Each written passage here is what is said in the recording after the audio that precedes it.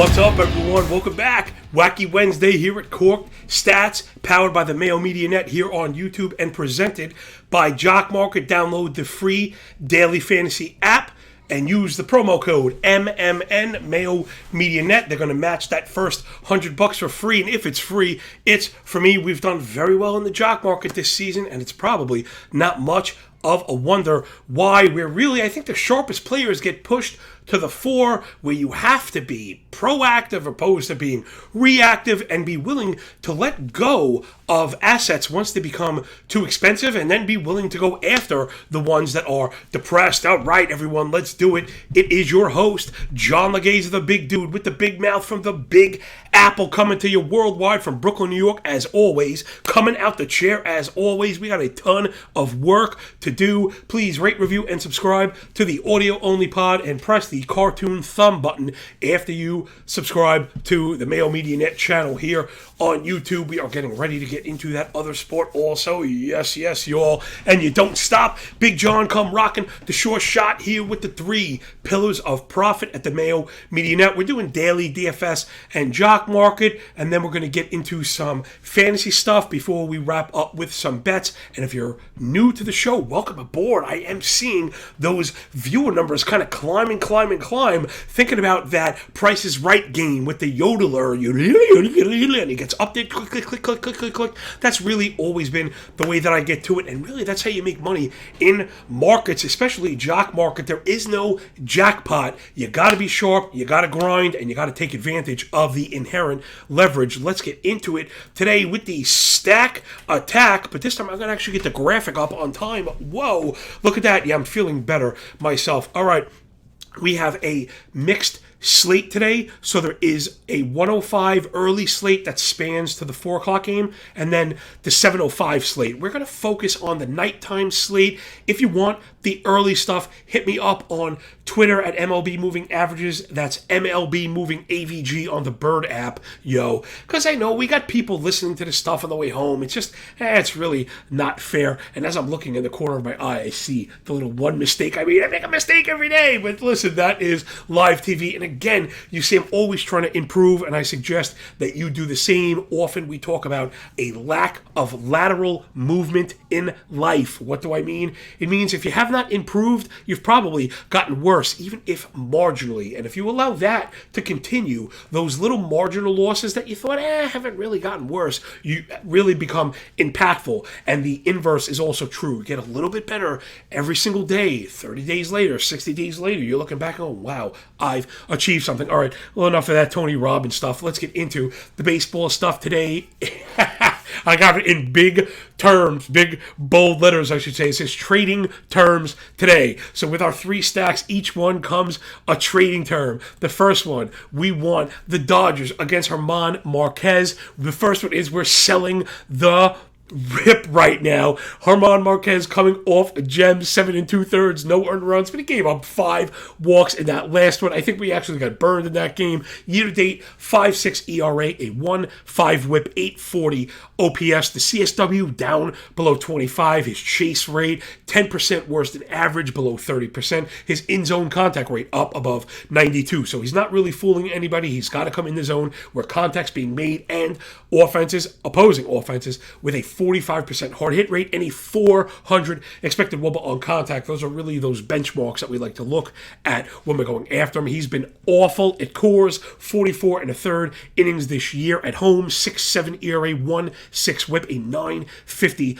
OPS, and 10 of the 14 Ramalama ding-dongs allowed in his home park. Fastball to righties is what we're going to be looking at. Year to date has a 700 X-slug and 4 of those home runs. So we want to be looking at Will Smith, his last 35 plate appearances against righties, a 385 batting average, better than 1,000 OPS with a 308 ISO, right? That all-important extra base percentage when we're looking at total base props with 2 home runs.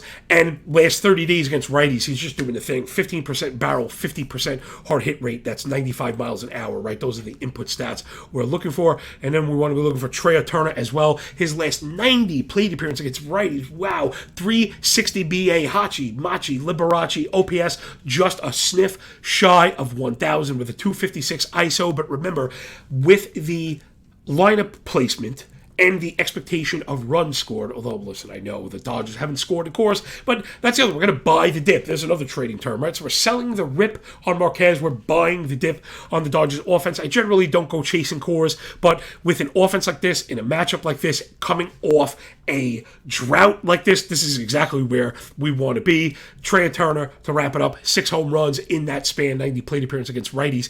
Also a 27-barrel, 80% hard hit rate against fastballs from right-handed pitchers in that span. Get with the Trolley Dodgers today. Next up, it's the Baby Bears from the north side of Chi-Town, the right side of the tracks. Our trading term for this one is the trend is our friend. As much as I like Hunter Green, he just allowed a home run while I was ranting. It's been really bad. 5.66 ERA, 1.36 whip, 8.30 OPS. This is for Hunter Green on the year. The K rate up at over 29, which is excellent, but the walk rate over 10, which is a major problem, and the chase rate also down below 30. That's really that main parameter, okay? I don't want to just throw stats.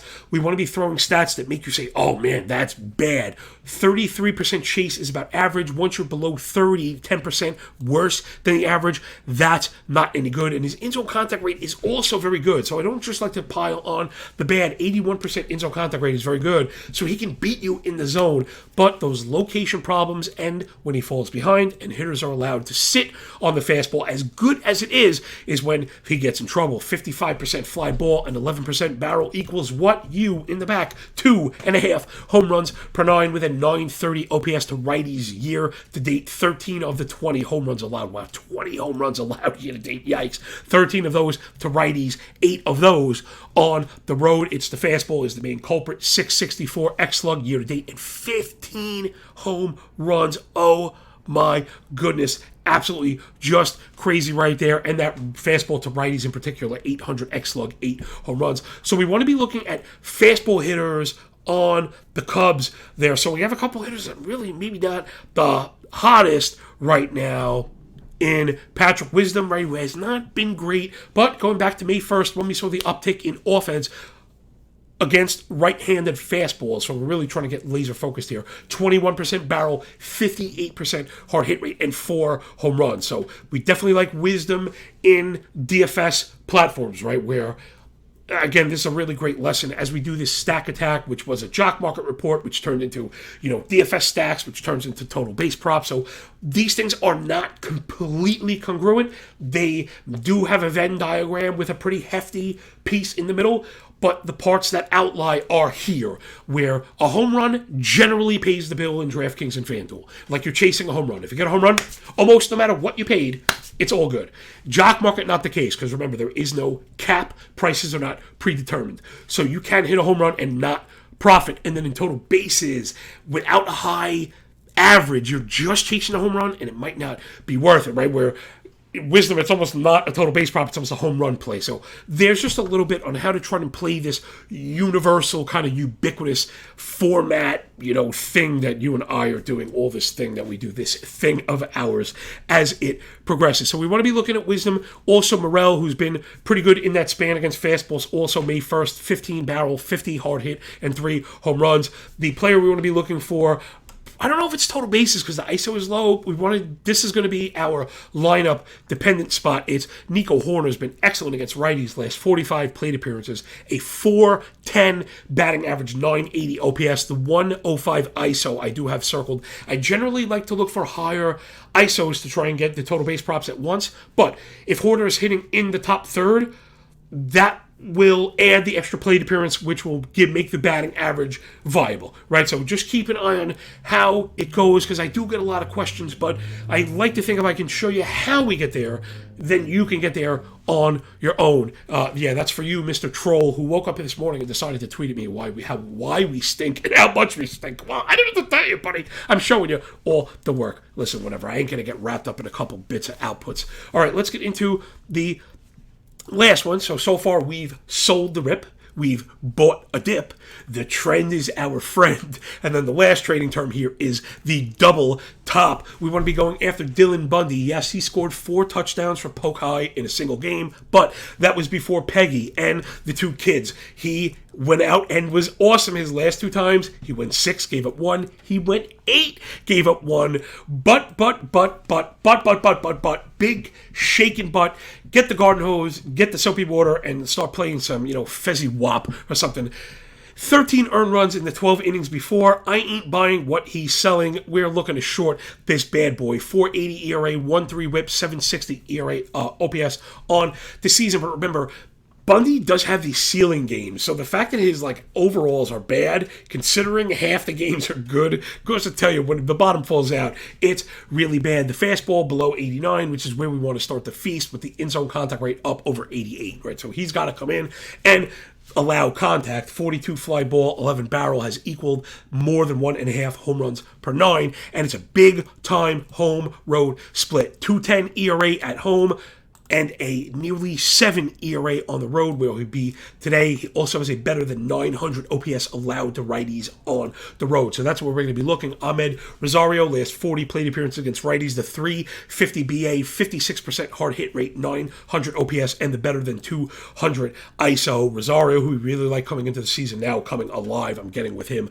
lately. Also, Fran Mil Reyes, off the IL, looking really sharp. It's only a few plate appearances, but he looks awesome, and when a guy like him is clicking, that's when you want to get it, right? He's a spike kind of guy. He's going to have a very dynamic rolling chart. So since the IL, 333 BA, 933 OPS, 267 ISO. I have cough. 53% strikeout rate. 53% strikeout rate. So again, he's a guy that probably could hurt you with total bases, but it's probably worth it if he's cheap in DraftKings. But in that time, 14% barrel, a 71% hard hit rate in that time against righty. So, you can get with that. So that's a stack attack for the day. Trolley Dodger righties, Chicago Cub righties, and Guardian righties. All right, let's move it on up to the fantasy end. Sorry about that. I was playing with my cough button. I didn't restore it all the way. I was just rambling. Don't worry about it. So we're going to dive into the X-Stat leaderboard, which we do Tuesday and Wednesday. Apply it on Thursday. So tomorrow we'll be giving you a name at every position for 10, 12, and 15-team leagues. And you bet your bottom dollar I am playing in these 15-team leagues, and I'm putting out names that I think work. So right now we're inside the top 55 of blast percentage. Remember, blasts greater than sign barrels. They're the ideal subset of barrels, really the best contact that can be made. At the very top of the list, now it wasn't the raw top, but Christian Bethancourt, we've been talking about him. He was in my Athletic waiver article like a month ago. He's been awesome, hitting home runs, stealing bases, playing not just at catcher, but first base and DH, which is the most important thing, especially in 2-catcher leagues. I also think he's 1 catcher viable right now, so Christian Bethancourt really doing the thing. Next up, Jorge Alfaro, who also checks a lot of those boxes. I just lost Sal Perez, so I'm added Jorge Alfaro in my 12-team league. Bethancourt was already added, I think. Or Alfaro had the schedule. I forget. I'm sorry. Next up, Diego Castillo doing his thing for the Pirates. He's getting plenty of run. People have lost some middle infielders. We've had some injuries, so keep an eye on Castillo. Then Nick Gordon, hat tip to Rotogut. Vlad Seller was talking about Gordon, and I was like, I didn't think Gordon was really like a thing. He's playing and lighting up the boards. Remember, if you light up the left-hand board, which is blast percentage, you light up the right-hand board, ex-Woba, then you're going to be a player we're going to want to look at. Spoiler alert, Nick Gordon's on both. Now let's get through the back end of that blast percentage. It's Juan Yepez, Adam Duvall, Jake Berger, Darren Ruff, Seth Brown, and Carlos Santana. Now I think we have a bit of a mixed bag. All that stuff that I mentioned before. Guys that may have been hot and discarded, Juan Yepez. Guys that people thought would be good, stunk to start and have been discarded, like Adam Duvall. Guys that people may not have known about, that are good now, like Jake Berger. He was our ad 2 weeks ago as a 15. Now he's playing his way near the 12 team because third base is so difficult. Gold star on the big nose of the Cork Stats crew. Then Darren Ruff, Seth Brown, and Carlos Santana. Those guys probably a bit less viable, but Santana with the new move. Hey man, if he's going to be using all parts of the field in Seattle and just needed a bit of a boost, we know Santana can hit. I'm not expecting it to stick where he's like a league winner, but we know he can hit. And if he's going to be getting opportunities, especially in the 15-team leagues, that's all you can ask for. And then you kind of let the chips fall where they may. Then we want to go over to the ex-WOBA leaderboard. Now, granted, I understand there's a bit of overlap between blast percentage and ex-WOBA, right? Ex-WOBA also has a contact quality element to it, but I'm not really sure what the best one is. I mean, we could use disciplinary stats like K minus walk is going to give you guys that are not viable. Chase rates is not going to give you guys that are not really viable, right? Super disciplined hitters is not necessarily what we're looking for in fantasy. So I think where blast is isolated to purely contact, ex-WOBA incorporates on base percentage, sprint speeds and stuff like that, so maybe there is a bit more. So I think between the two of them, hopefully it's been very successful so far this year. So this is the top 65 in ex-WOBA, 10 interesting names. Again, Carlos Santana, check on both boards. Nick Gordon, check on both boards. Christian Bethencourt, check on both boards. Seth Brown, check on both boards. Jake Berger, check on both boards. Every single player on this list has at least a 372 ex-WOBA, which is excellent, way above average. The names on the list we haven't mentioned: Jesse Winker, Garrett Cooper, Kevin Biggio, G-Man Choi, and Kyle Farmer. Again, a bit of the mixed bag of mistakes that fantasy players make, or let's just call it blind spots. Jesse Winker, he stunk. I called him a drop about a month ago. He's starting to come alive. We know he's very good. We also know the ballpark there is chewing his power up, but doesn't mean he can't excel. So if Winker is going to hang in nearly 400 ex-WOBA, and he's on a waiver wire in a 12-team, he could be a last U guy. Maybe he's a bench guy that you want to hold on to see if he kind of hits that reclamation. Then Garrett Cooper playing every day for the Marlins. They've had some injuries. Now Chisholm is down. Don't know for how long. Cooper is going to be playing every day. You can get with him. Kevin Biggio, another guy discarded. Oh, he stinks. He stinks.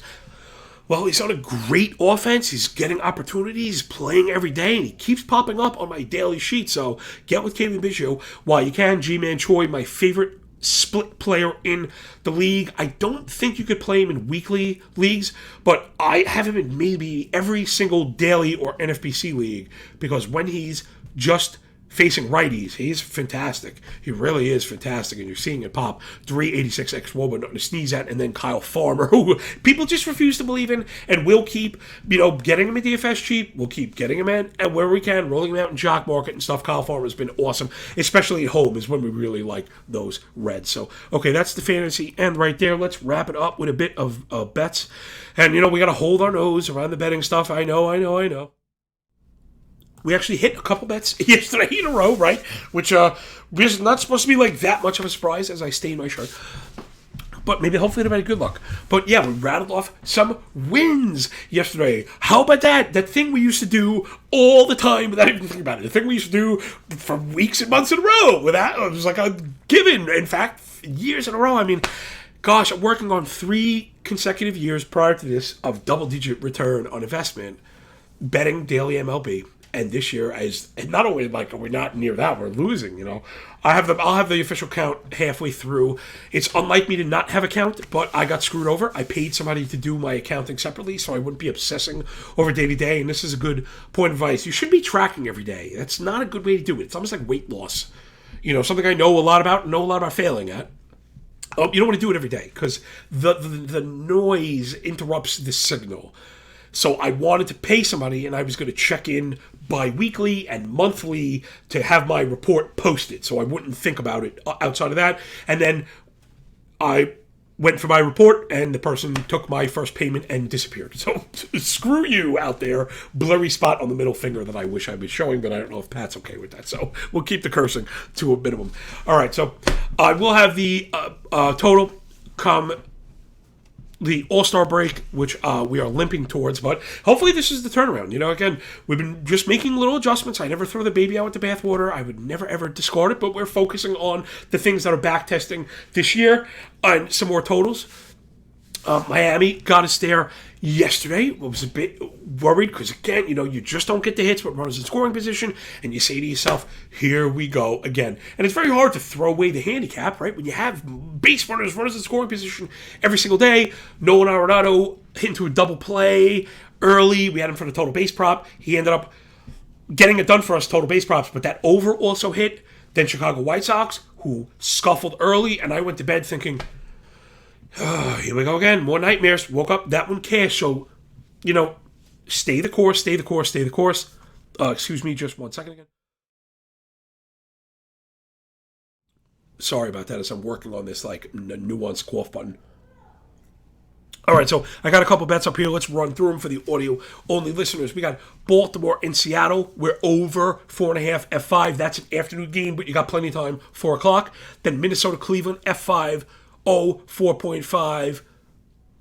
Also, minus 110, both of those games. Let's just dive in really quick. We have a couple minutes. So for the Baltimore and Seattle game, Voth has just been awful.